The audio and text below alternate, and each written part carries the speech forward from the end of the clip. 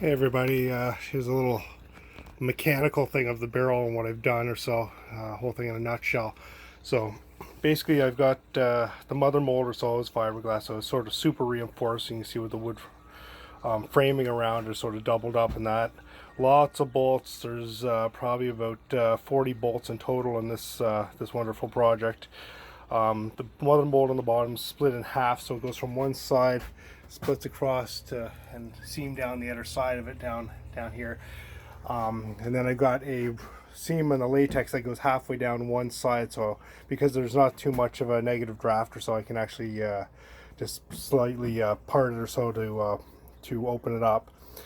Then for the inner core, because I wanted to keep the shape of the barrel on the inside at least somewhat.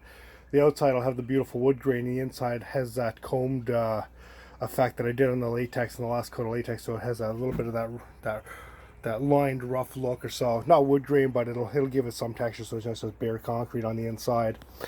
And that's supported by another frame, this big X frame that's on the top here. So, and it has four more bolts that hold it in place in all four corners here. Then from that comes into the center. These two pieces here are actually attached, or they're physically glued and screwed, but they hold the inner fiberglass shell, which is in here, the inner core. Now that's screwed onto the top, and there's 8 screws that go across all the way around and lock it into this ring. So after it's poured, I can pull these bolts out. This is my theorem. Hope is all going to work. Pull all these bolts out or so. Take the 4 bolts off of that hold the upper frame together, and then it can be lifted out or so, and it leaves just a core on the inside.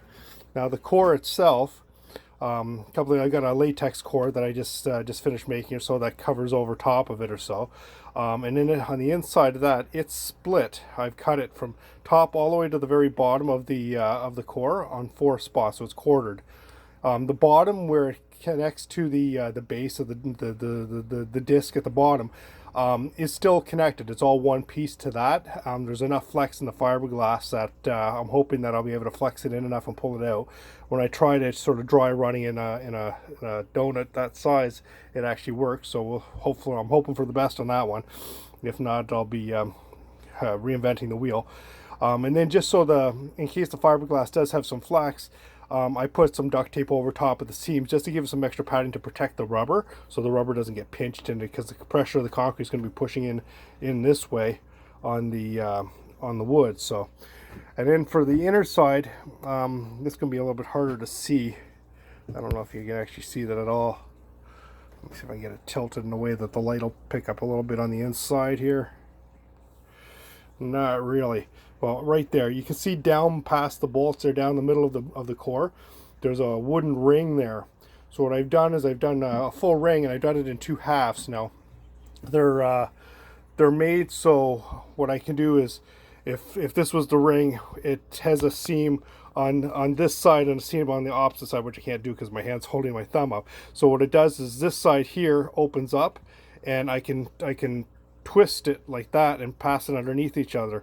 It allows it to close. On the opposite side of that cut seam is a hinge, so it allows me to bend and open it. So what happens is when I put it down inside the ring, I fold it up, put it down inside the core, then I open it up or so, and it sits right in the center. And that center, once those two things slip together on themselves, they lock, and that gives me pressure, so if anything pushes in on the middle, it can't crush the inside of the core of the fiberglass. And those are sitting on 4 little wooden blocks or so that hold it up, so it can't drop. It sits in its exact spot each time. Everything on the barrel's got markings or so for alignment things. I'm going to do better alignments afterwards. I fiberglassed all the outside of the wood, or not fiberglass, but resined all the outside of the wood for everything down below. I haven't done the top yet because I may have to do a few adjustments, so I'll hold off to after the first pour. First pour, I'm just going to do it with basic cement and some. I'll add some additives as far as the fiber and stuff like that, and some colorant or so, just so when I paint it, if it I don't have to paint the inside if I dye it a little bit brown, so it'll work out. Now it's cooler weather, so I'm gonna have to wait probably 2 or 3 days before I can pull it out of here. It's right now, if you can see it, you can't really see there, but it looks like I'm kind of weeble wobbling it. but you can see it tipping back and forth because right now it's sitting on the little vibrating stand that I've got. So it's gonna get vibrated in with the mix. The idea is that I put the latex core higher, so that's why it's sloppy on the top, because it doesn't matter because I've got about 3 inches from this level to where that goes over and up to this. So when I put the cement in, or so if I get sloppy with it, I'm not getting it inside the core, or I'm going to minimize the amount of spillage and stuff like that and filling it. On the bottom of the drum, which is the sort of the bottom of the mold, it will be technically the top of the drum or so, and that has the bung hole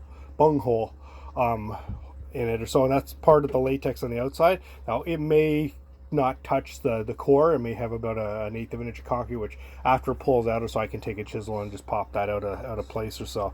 So here's to some luck today or so. I'm gonna pour it or so. I'm not doing my usual measurement stuff for the cement until I know that this is gonna work. I'm probably gonna pour two bags of worth of cement or so.